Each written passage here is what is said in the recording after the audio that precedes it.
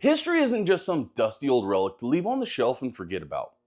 It's a lot like the Indian in the cupboard, just waiting for a key to unlock the door and come alive. The past, it's filled with stories that are itching to be told, with insane characters whose lives border on the realm between fact and fantasy. Well, today we're talking about a man that took the term knight in shining armor straight out of the fairy tales and brought it into a 20th century reality. A real-life Don Quixote who defended his castle with a medieval flair. In a time when tanks and artillery were common, our first cosplayer was there armed with nothing but a sword, his trusty steed, and an oath to defend his land. So let your goblet flow full of mead and enjoy this tale of valor, imagination, a touch of autism, and the spirit of a man who was born a few hundred years too late. Josef Mencik. Yoo-hoo! I'll make you famous. In the feudal system, knights were primarily heavily armed cavalry warriors. Serving as soldiers, they provided military services to their lords in exchange for lands and status in society. These medieval soldiers were expected to uphold a code of chivalry while acting as defenders for his lord and his land. With their high position in society, a knight could be called upon to act as an advisor for their lords, becoming a prominent factor in the decision-making process that could affect a kingdom. Like, should we attack Francis Day, my lord? Or, my lord, the peasants' wheat yield is low this year. Should we behead a few to improve morale? The gentleman horse warriors have a history dating back between 500 and 1500 AD. However, their role gradually faded as advancements in warfare and weaponry swept across the battlefield. Yet some didn't quite get that message.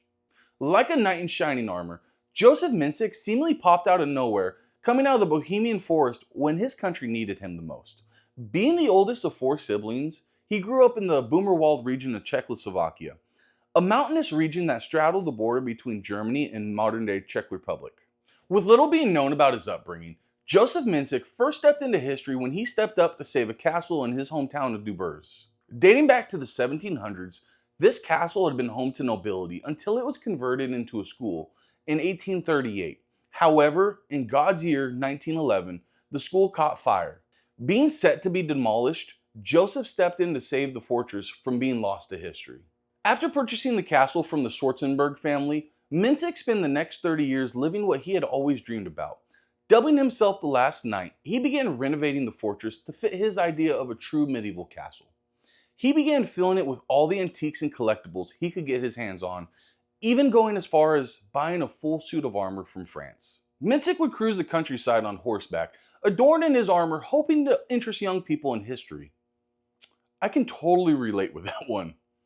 Anyway, Josef Mencik was known through the land for his honor, his hospitality, and his bizarre eating habits because before he would leave his local pub, he would swallow a raw herring whole, chasing down the fish with a shot of rum. I searched online and I couldn't find a single article about rum and herring in medieval taverns, so I'm just going to chalk that one up to our boy Mencik having a touch of the tism. The man was a lover of history with a fascination that teeter-tottered on the border between obsession and autism. I mean, either way, his method acting was Daniel Day-Lewis quality. In his castle, he lived like it was the 1500s, no running water, no electricity, and with toilets being invented in 1596, I couldn't find out any information or not whether our Joseph had a John. But with no running water, I'm guessing that answer is a no. I asked the toilet question because our cosplayer, Mencik, he had a family. And before you ask, yes, he did have them dressed the part. Yet his greatest feat of knighthood would come 27 years after his journey started, when he would don his sword and armor against a new-aged mechanized machine. The Sudetenland wasn't a landmass, but pockets of German-speaking natives in the land between Czechoslovakia and Germany. As a consequence of speaking German, Hitler wanted to bring their land into the German Empire he wanted to build.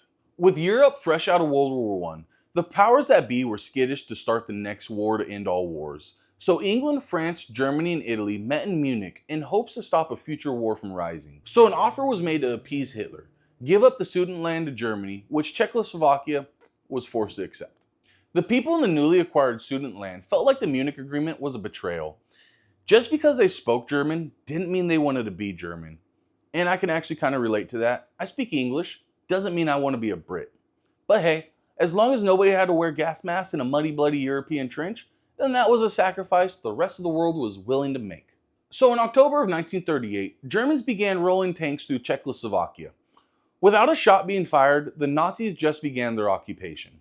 However, when the German tanks crossed through the border at Bussigny, they were met with an unbelievable sight. There was our boy, Josef Mencik, mounted on his horse with his armor shined. Just because his country laid down their arms didn't mean he had to. With sword in hand, he began to charge the tanks. Nobody knows why he wasn't gunned down as 1930s German tradition dictates, but even as evil as the Nazis were, they didn't run over a civilian blocking the road. Tiananmen Square. Sorry about that. Smoker's cough. Sorry. Most people think that the Germans just thought he was a crazy man. Hell, my own town had Trash Man for forever and a day. In the middle of summer, you could see Trash Man walking down the road wrapped in trash bags like he had to cut weight for a wrestling meet. So I can kind of understand why they thought he was a crazy man.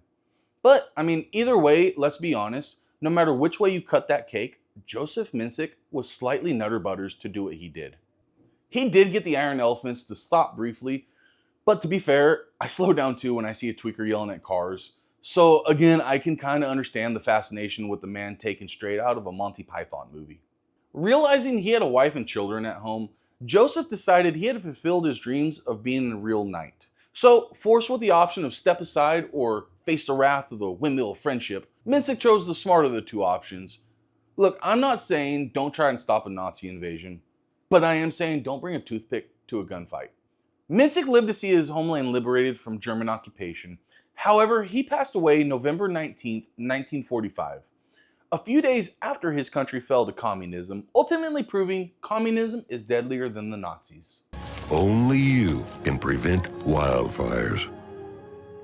Yet with his death, he left more than just a suit of armor behind. He left a legacy. A legacy of courage. That's something money can't buy. I don't think Josef Mencik truly believed that he could beat the German army, let alone one tank. However, I do think Mencik thought that donning his armor and taking up his arms was exactly what a real knight would have done. So when he saw the Nazis at the border, he knew exactly what he needed to do. Though the world around him was quickly changing, Mencik, he stayed true to himself and his beliefs, leaving a lasting impression on anybody he came in contact with. It was probably the raw fish thing. I would have remembered that too. After his death, the castle that he loved for 30 years was taken over by the Dubers Restoration Association, which, as their name says, works to rebuild and restore classical architecture. As I close the drawbridge on our medieval man, just remember, history is filled with stories like Josef Mencik's, tales of courage and honor. And if there's any historical figures you'd like me to talk about next, leave your suggestions in the comments, and who knows, your idea might be my next side quest. If you enjoyed my video on weaponized, undiagnosed autism, then please leave a like, comment, share, and subscribe. And until next time, dream boldly, live bravely, and I'll see you beautiful bastards in the next video. Yoo-hoo! I'll make you famous.